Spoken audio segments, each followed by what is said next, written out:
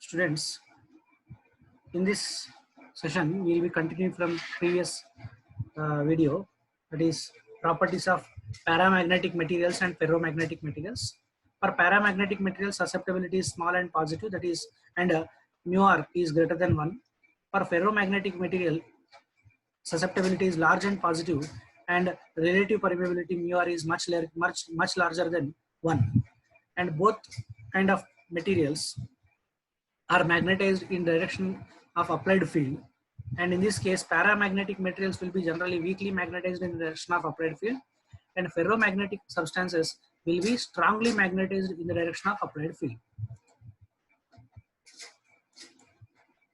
Then magnetic field lines will cross through both of them.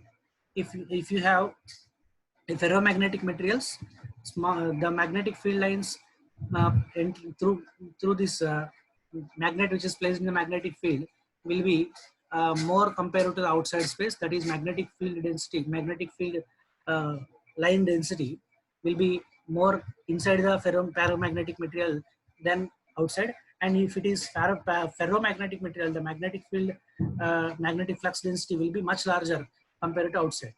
And when freely suspended in the magnetic field, they always align in the direction of applied electric field, and they are attracted by the magnetic field, so they will move from stronger region to weaker region to stronger region of magnetic field. In this case, again we need to remember that this motion would be slower in case of paramagnetic material, faster in case of ferromagnetic material. And the paramagnetic and ferromagnetic liquids, when they are placed in between the poles of magnet, the liquid level will rise. Then the examples for paramagnetic materials are aluminum, sodium, antimony, platinum. Ferromagnetic materials, the examples are ferrous, that is iron, nickel, and cobalt. Then Curie's law of magnetism, according to which magnetic susceptibility of a paramagnetic material is inversely proportional to its absolute temperature. That is, susceptibility is inversely proportional to absolute temperature, and if you remove the proportionality, you get a constant C, which is called as Curie constant. And you should remember that diamagnetic material, susceptibility of diamagnetic material is independent of temperature, and susceptibility of ferromagnetic substance decreases with increase in temperature, and at a particular temperature Tc, which is called Curie point, the ferromagnetic substance will convert into paramagnetic material. And then the variation of I with H for in case of different substances. In case of diamagnetic material, I increases with increase in H, but if H is positive, I will be negative. In case of paramagnetic material, as H increases, I will increase, and in this case, if H is positive, I is also positive. But in case of ferromagnetic materials, there is an interesting phenomenon known as hysteresis, in which if the ferromagnetic material is subjected to repeated cycles of magnetization and demagnetization, the variation of I and H will not be the same every time.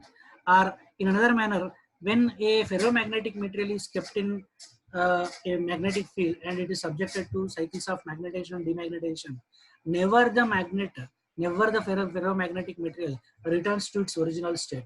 And graphically it is shown in this way. Suppose if there is a ferromagnetic material with zero magnetization kept in magnetic field, then as H increases, I increases, and in this case I will become maximum at certain value of H, and after that even H is increased, I will not change. And I'd like to mention in this case that ferromagnets will have structures called domains, which will be responsible for their high magnetic properties, and in this case the magnetization will be maximum, the intensity of magnetization becomes maximum when all the domains will have their dipole moments directed in the same direction as that of H.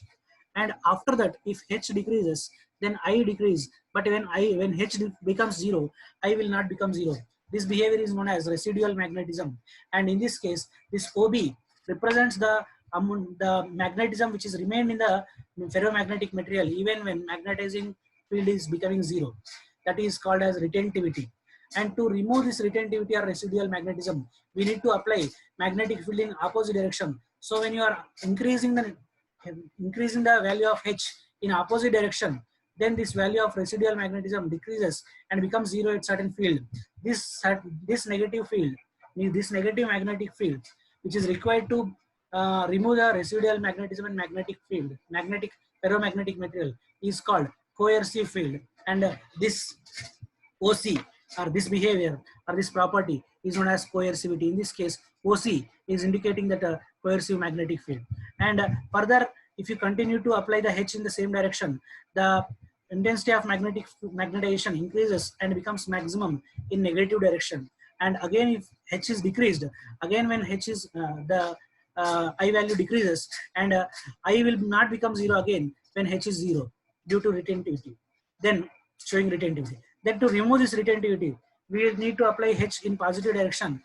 So in this case, as H increases, the residual magnetism decreases and finally becomes zero at a certain positive field. And again, if you continue to increase the magnetic field, the value of I increases and reaches maximum. And never in this case, when you continue to apply this H value in this similar manner, that is the cycles of magnetization and demagnetization, if you continue to apply, then always the ferromagnetic material will show this, will trace the path A, B, C, D, E, F, A, but it will never return to the state back to O. So this loop A, B, C, D, E, F, A is known as hysteresis loop, and area of this loop is indicating energy loss per cycle of the material during magnetization and demagnetization. And energy loss, in this case, we need to remember that always the intensity of magnetization is lagging behind the magnetizing field when a ferromagnetic material is subjected to continuous cycles of magnetization and demagnetization. This behavior is known as magnetic hysteresis. And steel has broad hysteresis loop. It indicates that it has high coercivity and high retentivity. And soft iron has narrow hysteresis loop. It indicates that it has low coercivity, low retentivity. Then, so steel is used for making permanent magnets. Soft iron is used for temporary magnets like electromagnets. And the materials which will be used for permanent magnets will be having high coercivity and high retentivity. Such magnets are called hard ferromagnetic materials. And the temporary magnets are made by materials like soft iron, which will be called as soft ferromagnetic materials, which will have low retentivity and low coercivity. So here that classification is given.